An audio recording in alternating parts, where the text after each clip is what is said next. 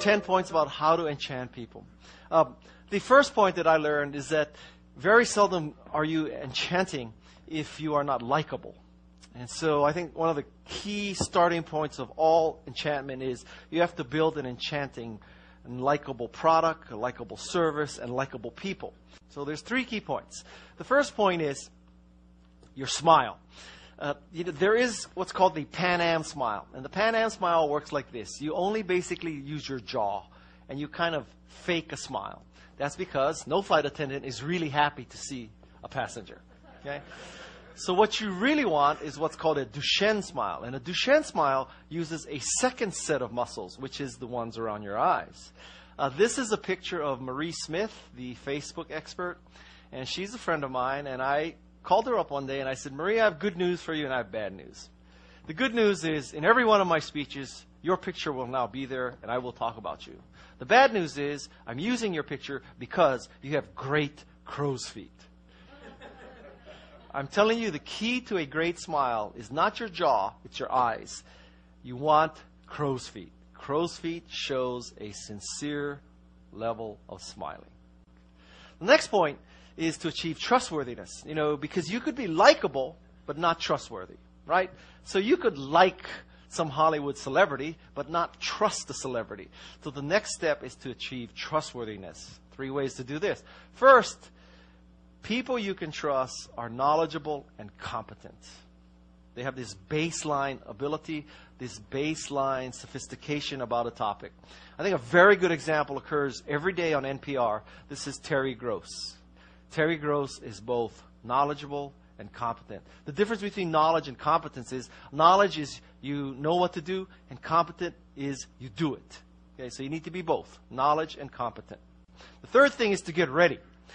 3 ways. First, I think that the key to great enchantment and the key to great evangelism is you build something that is deep, intelligent, complete, empowering, and elegant.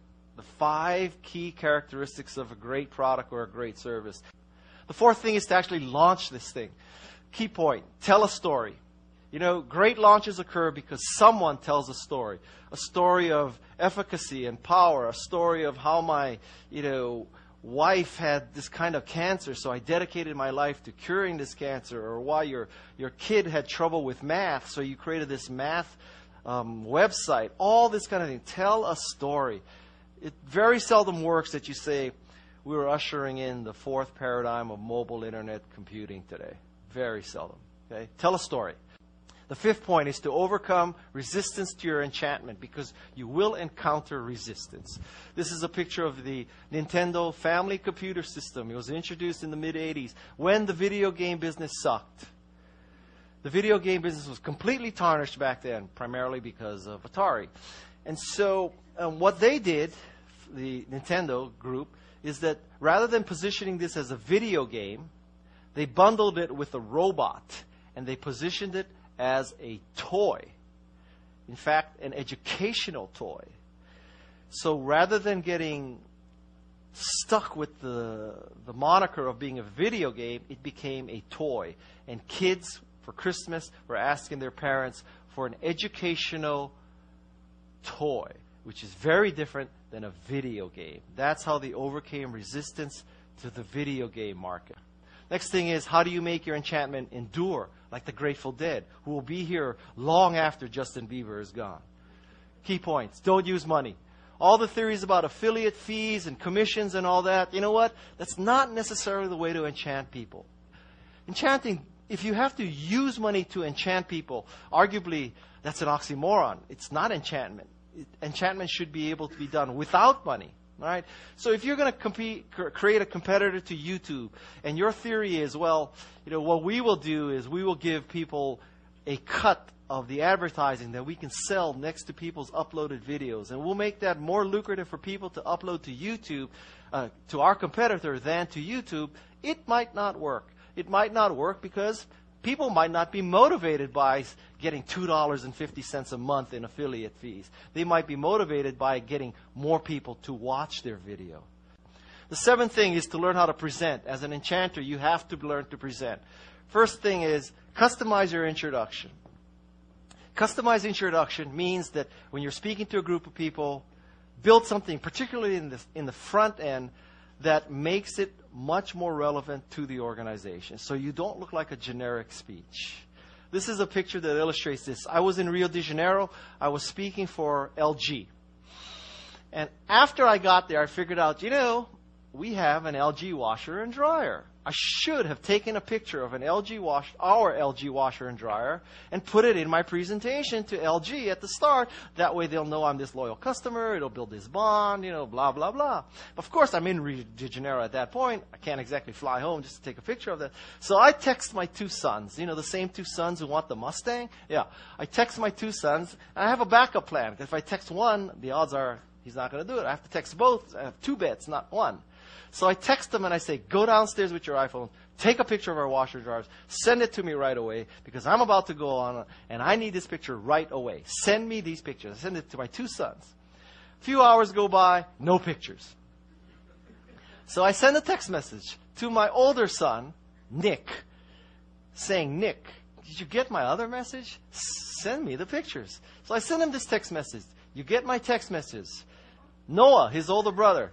Nick responds, Noah said he did it. Can you get us TVs? So this is my older son approach to life, right? He doesn't send me the picture. He says his brother did it. And by the way, since you're speaking to LG, can you get us some TVs? And actually I did. Reciprocation. Gave it to his other brother. The eighth thing is how to enchant your boss. Special topic. How to enchant your boss. 3 key ways. First of all, I hate to tell you, but the primary way to enchant your boss is when your boss asks you to do something, you drop everything and you do that first. Whatever your boss asks you to do becomes top priority. Okay, I understand that you're an intelligent person. You can take the long view and the big picture. So you might think, I should weigh his request or her request against what I'm currently doing. Is what his request or her request doing optimal for the organization? Not him or her in particular, but is it the best thing for me to do for the organization? I'm telling you, that is wrong. Your boss says something, do it. Drop everything else and do it. That will enchant your boss. Because you don't really know why your boss is asking you to do something. It could be that his or her boss is asking for this. Drop everything else. First way to enchant your boss. The opposite of this is how do you enchant down or enchant employees who work for you? 3 key ways to do that. First, you provide MAP. MAP is this. You enable your employees to master a skill. You come work for me, you will learn how to use social media as a marketing tool. You will master a skill. You come work for me, you will learn how to program a phone. You will learn how to market things, all right? So I offer you not just compensation, not just a job. I offer you an opportunity to master a skill that you can use in other contexts. Second thing you offer is autonomy. As you master this skill, how to use Facebook, how to use Twitter, how to use social media, I am not going to be micromanaging you. You are going to operate autonomously. And the third thing is we have a higher purpose in this organization. Our purpose is not simply to go public or to sell out or to buy homes in Woodside that we never furnish, right? Or to buy a Tesla. That's not the goal here. Our goal is to make people more creative, more productive, to improve people's lives, to give them peace of mind.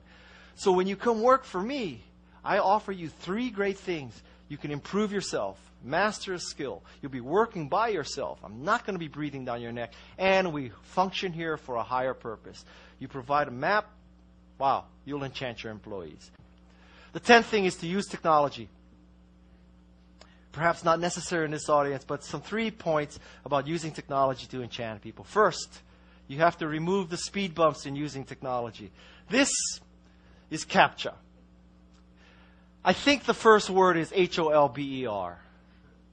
But let's say I want to become your customer. I want to open up this account. I want to sign up for your service. So I have to prove that I'm not a bot. But I have to prove that I'm a human who understands Sanskrit or Farsi or Korean or Kanji or Mandarin or I don't know what the hell that is, but who could figure out that CAPTCHA? How many of you have speed bumps like that? How many of you have capture systems like that? Is the mantra of your company, we prevent bots